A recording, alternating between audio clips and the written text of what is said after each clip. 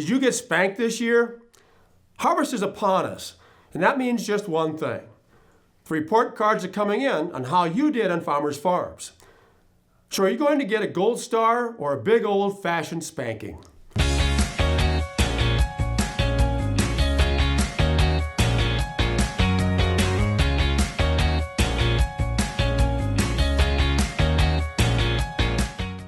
I was born and raised on a farm in the great state of South Dakota.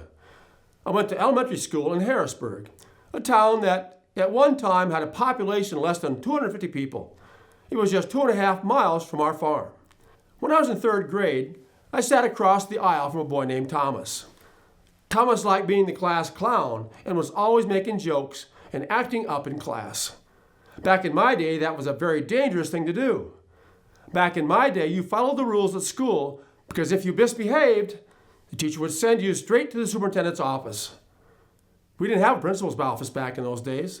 And when you were bad enough to get sent to the superintendent's office, you knew one thing for sure.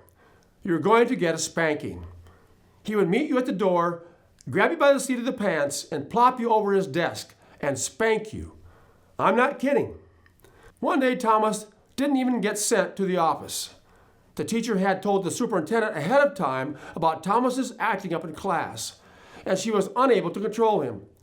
So on this day, unknown to Thomas, the superintendent was standing outside the room watching class through a small window in the door. When Thomas defied the teacher's orders to settle down, the door opened, and the minute I saw this big disciplinarian walk in, chills went through my entire body. I watched the superintendent walk straight to Thomas's desk, grab him by the seat of his pants, and plop him face down on his desk and spank him right there. The teacher had no more problems with Thomas or the entire class the rest of the year. That story happened back in the 1950s, when the attitudes toward discipline was a lot different. But the whole idea of getting a spanking has not gone away when it comes to selling seed. Sales reps still get spanked every day, especially during this time of the year. At this very moment, there are thousands of producers harvesting the results of what you sold them this past year. It's those results that help them form opinions of both you and your products. They either solidify attitudes customers had already formed toward you and your products, or change them completely. Some of you are going to get gold stars this harvest season and will be back on the farmer's farm next year. But some of you are going to get sent to the superintendent's office and spanked for poor performance, not because your varieties got beat, but because you didn't help this grower control his attitude. At that point, you'll be asked to leave the farm. But how do you know whether or not you are in line for a spanking? You don't, unless you are there when he is harvesting your varieties. Again, it's not about the reading on the yield monitor or how your varieties performed. It's about your ability to control the farmer's attitude during the most emotional time of the year, harvest. The biggest danger lurking at harvest time is not getting beat by a competitor on a customer's farm. The biggest danger is uncontrolled emotions your customers have as they sit alone in that harvester. Performance is all over the board this year, and just about everyone has been through a variable, unpredictable growing season. That means your customers are confused about what to do next year, and many of them are contemplating changing varieties or even changing the crops they raise. And to make decisions for these growers even more challenging, market prices are depressed. This kind of emotional impact can get your customers' minds out of balance, making it difficult for them to make the right decisions on their farms. They need your help. And unless your customers' minds are in balance, they could be making the wrong decisions about your products right at this very moment. After all, is it really your product performance that will cause you to get a spanking from your customers? Or is it all those variables you allow to go uncontrolled? We're all human, and whether we like it or not, our emotions play a very big role in our decision-making process.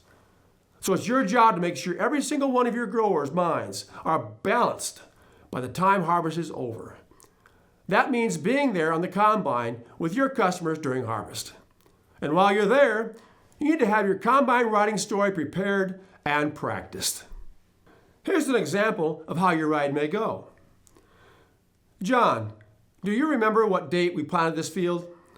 John says, I'm not sure. I think middle of April. You reply, well, you actually started to plant the field on April 17th, but the soil conditions weren't good enough, so I had to pull you out and plant the Johnston farm instead. Then you came back on April 24th and finished planting. So how do you as a sales rep remember all that information?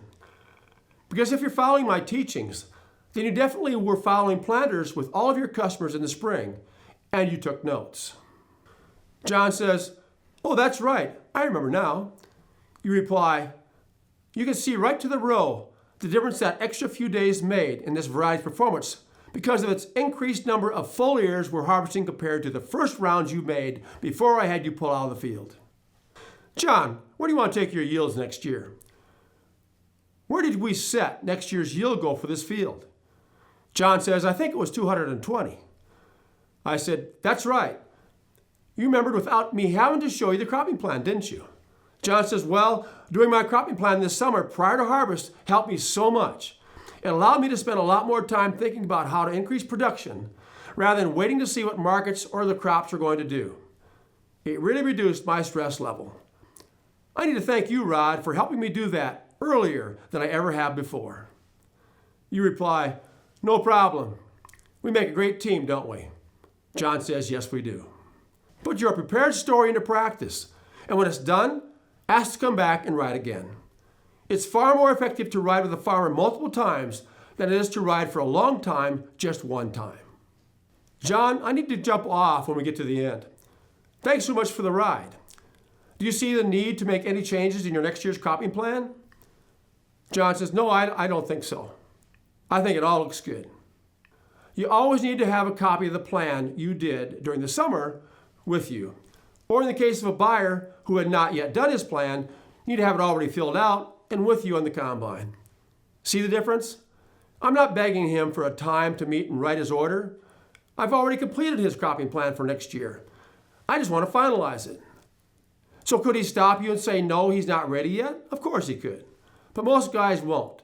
Most guys are going to take what you have already prepared and sign it because he will be so impressed that you have a plan and we're actually on his combine. A well-practiced combine story gets all that done for you. And by the way, do you know where your competitor is right now? He's out in the sales territory somewhere, pulling a weigh wagon and collecting test plot data, which means nothing to any grower.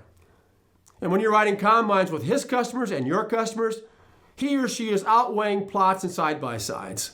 Your competitor is the one being sent to the superintendent's office and getting spanked at this very moment. Finally, before I wrap up, I wanted to tell you how much we appreciate you watching this video. Our goal at R.C. Thomas is to help guide you so you can succeed in your sales territory and be the best salesperson you can be. I've been in your shoes, and I know how tough your job can be. I know what it's like to climb into the cab of a combine, picker, or chopper in a tough year when product performance is all over the place. I also know what it's like when my varieties beat the competition, but the farmer still won't buy more next year. That can be very frustrating. We conduct live trainings, produce videos like this, and provide numerous free online resources that I wish I would have had when I was in the trenches battling it out every day.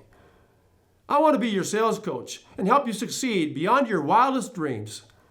God has blessed me with this platform, and I want to make the absolute most of it and help you and your family succeed as well. A special thank you for watching this video to the very end. I'm going to give you a bonus. No one else is going to find this bonus unless they watch this entire video.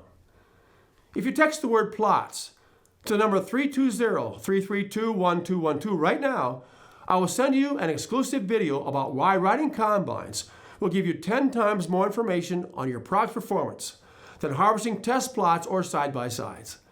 The content in this bonus video will give you some amazing nuggets of information that you can add to your harvester riding story.